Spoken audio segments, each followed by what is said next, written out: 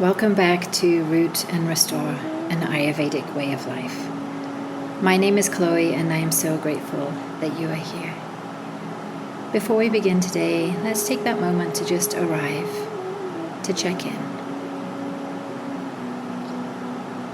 Take a moment to pause, notice, feel your body, notice your breath, and slow down for a moment. Let's draw our breath in through the nose, follow it down the back of the throat, noticing the expansion through the body. Are you feeling that expansion just in your chest? Can you feel it all the way down into your rib cage? Or do you feel that expansion all the way into your belly? Take a moment just to notice, to feel, to connect.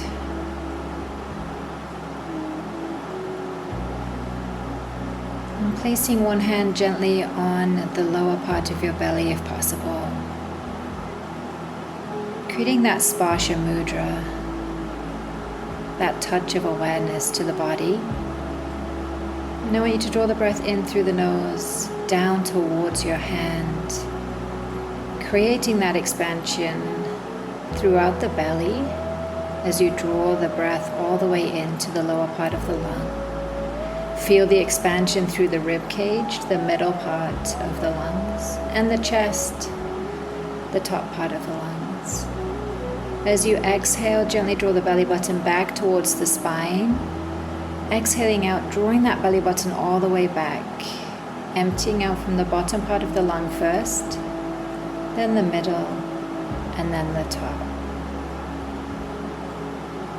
Again, drawing the breath in through the nose, down the back of the throat, towards the belly, rib cage, chest.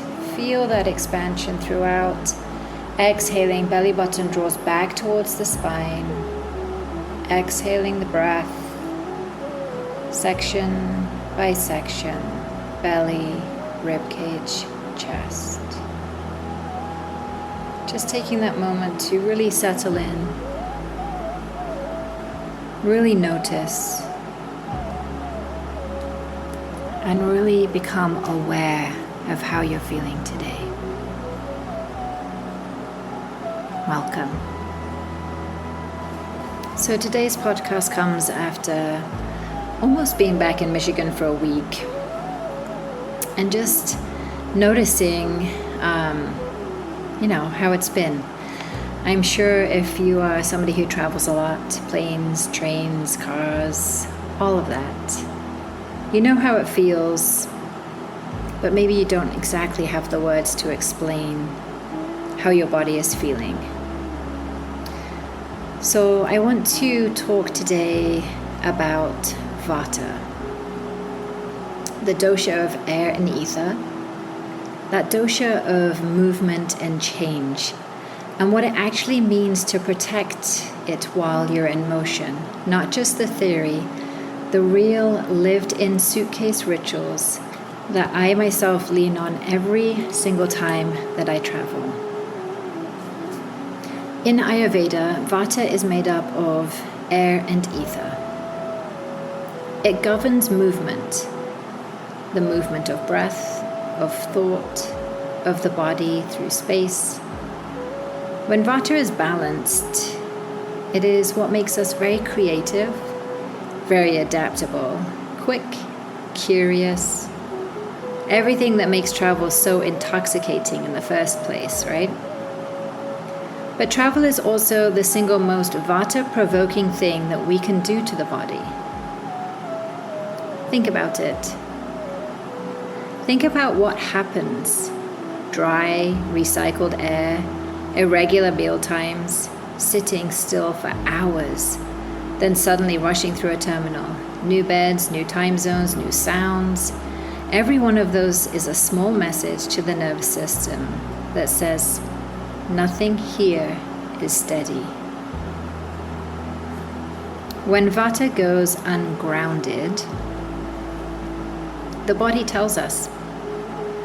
For a lot of us, it shows up first in the gut. Maybe a little constipation, bloating, that dry, tight, off feeling. It can show up as restless sleep, racing thoughts, or that particular kind of travel fatigue that isn't really about being tired, it's about being scattered. So the work isn't to avoid movement, it's to travel with Vata instead of against it. So these aren't theoretical things. These are the rituals that I myself return to every time I know I'm about to move through the world quickly.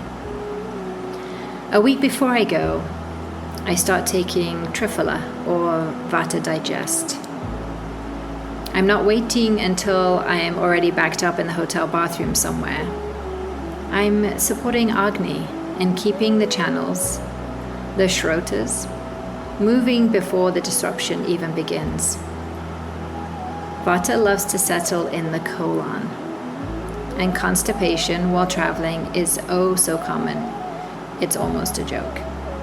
But it's really just Vata doing exactly what Vata does when it isn't held. Every morning, even when away from home, I try to take a spoonful of ghee.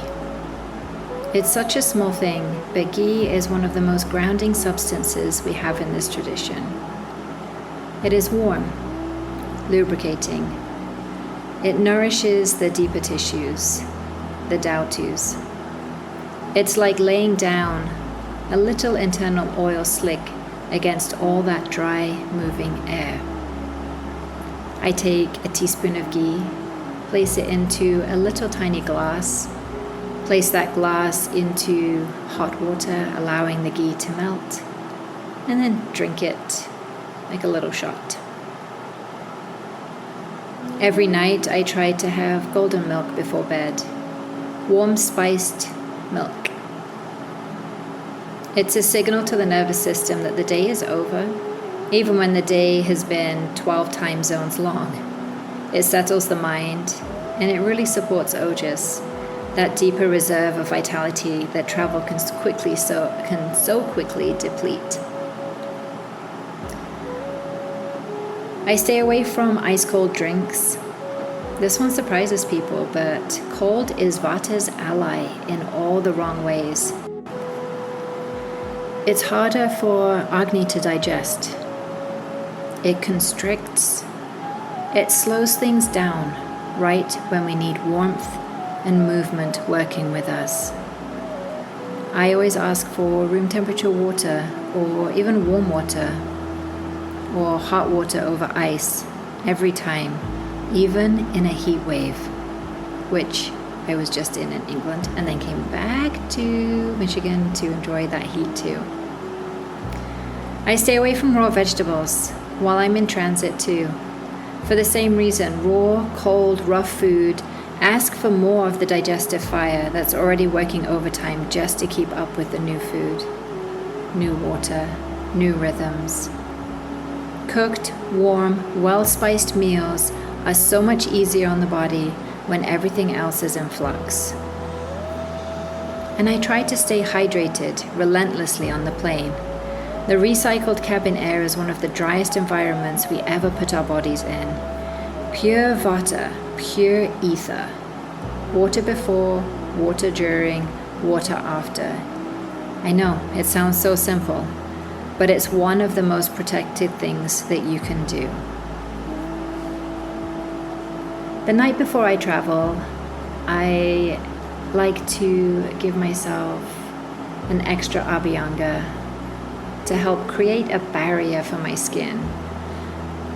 So I take my time, I warm my oil, I gently massage from my head all the way down to my toes, taking time to thank my body for everything that it has done for me, where it has got me today, the 3 children it has grown inside, the marathons I've run, the exercise I get to do, the dog walks I get to do. Just taking that moment to thank my body, and also to nourish my body and protect my body.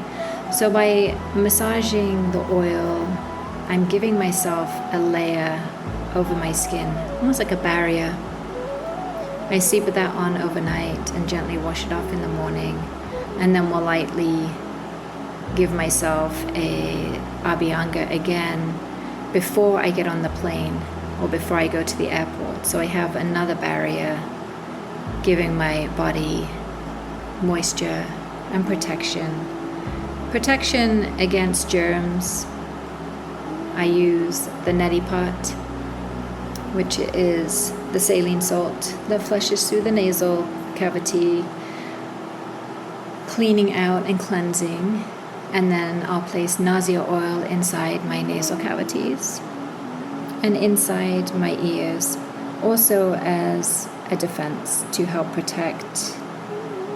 So with the oil inside the nasal passage, anything that I'm breathing in through the nose is then caught in the hairs of my nostrils and caught with the nausea oil, so that when I arrive at my destination, I can gently use my neti pot to flush out all of the germs that are in my nasal cavity, so I don't bring them into my body. So travel will always ask something of us, but I just want you to know that you don't have to arrive home depleted or at your destination depleted. We can move through the world and still come back to ourselves. So these are just a few tips for you when you travel. 1, Abhyanga, help to create that barrier, help to keep your skin moistened when flying, when it's so dry. 2, neti pot and nausea oil. So neti pot is the saline that we flush through the nasal passages. Nausea oil is the oil that we then place into our nasal cavities to help collect the germs and dirt so we're not drawing them into our bodies. 3, no iced water or cold drinks. 4, warm meals, warm cooked vegetables, no raw vegetables. Hydrate. That warm water. That Ayurvedic Gatorade is a great thing to drink also. That's water with some lime, fresh lime squeezed into it, a pinch of Celtic salt, and a little glug of maple syrup. Ghee for lubricating the digestive system and nourishing those tissues at a deeper level. Golden milk is another great thing to drink at nighttime. All these beautiful little tips that you can do to help prevent Vata invading the body and making you bloated and constipated, keeping everything flowing, allowing yourself to stay nice and grounded as you journey through time zones to different countries, different states. I hope this podcast has helped you maybe a little bit in some way for your next upcoming travels. I appreciate you being here. Thank you all so much. This is Root and Restore. Namaste.